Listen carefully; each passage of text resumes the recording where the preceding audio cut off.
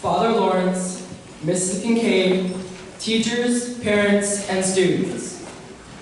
It's been said that part of the reason we hold on to something so tightly is that we fear something so great won't happen twice. While we've certainly learned our fair share of math, science, religion, social studies, English, Spanish, and more over the years, we've learned some important lessons as well.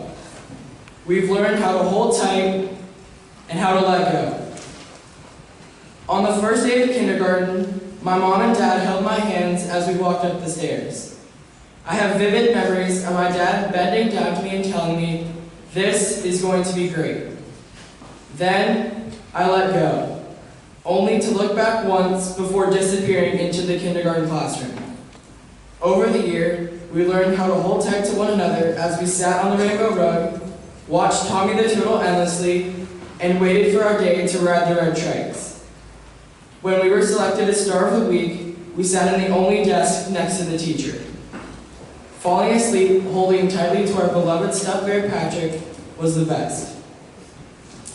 In first grade, we held tight to our teacher's hand. As we walked up the stairs, where we would all sit in our own desks for the very first time.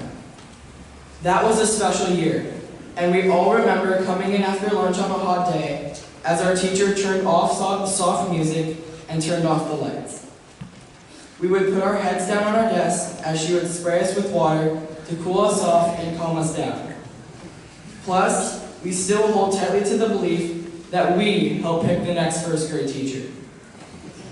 In second grade, we held tight to our flowers as we walked up the aisle for our first Holy Communion, and that was the first step in our journey of faith. Many steps later, we would stand together, proclaiming our tightly held commitment to our faith during the sacrament of confirmation. In third grade, we held tight to our pens as we learned cursive writing for the first time.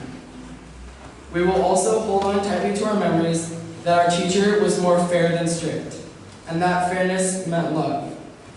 With love and kindness, we shared the Christmas pageant with the 8th grade.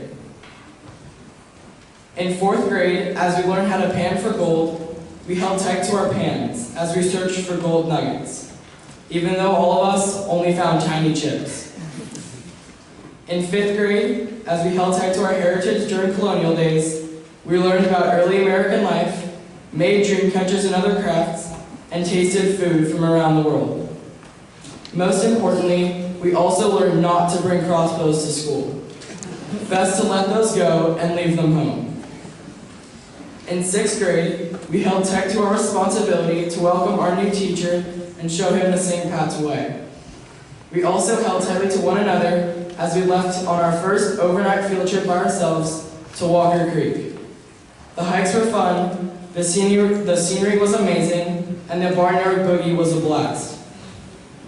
In 7th grade, we held tight to crayon after crayon as we colored Higginswald. Merton Headlands was an adventure, and I'll leave it at that, because all I know is that Batman kept making surprise appearances in the boys' room at night. The Headlands was an amazing bonding experience for all of us, and one we won't soon forget. I'm not sure which part I enjoyed more, playing sardines in old army forts, or listening to our naturalist play A Boy Named Sue on his guitar. We'll hold tight to the memory that it's hippos, not clowns. In 8th grade, this is the year to hold tight to every moment and every memory. There aren't better words to describe our Yosemite trip than just plain awesome. How many people can say they played ultimate frisbee on a usually busy National Park road while the United States government is shut down? In the pitch black spider cave, we held tight to one another. Without our eyesight, we only had each other to rely on. Becoming a clan leader took great responsibility, and we all held that responsibility tightly as we gathered our clans together for the first time. Our confirmation sponsors placed a tight hold on our shoulders in the final sacrament of initiation. And when our acceptance letters arrived, we held tightly to the promise of what was ahead. Over the last 9 years, we learned to share, we learned to work hard, to be honest and faithful, and to treat other people as we would want to be treated. We have the St. Patrick community to thank for that. Our teachers, the staff, and our parents. I said at the beginning that part of the reason we hold on to something so tightly is that we fear something so great won't happen twice. But just as my dad said to me on that very first day of school, we can all look back at the last 9 years, look ahead to what's next, and think to ourselves, this is going to be great. Congratulations, class of 2014.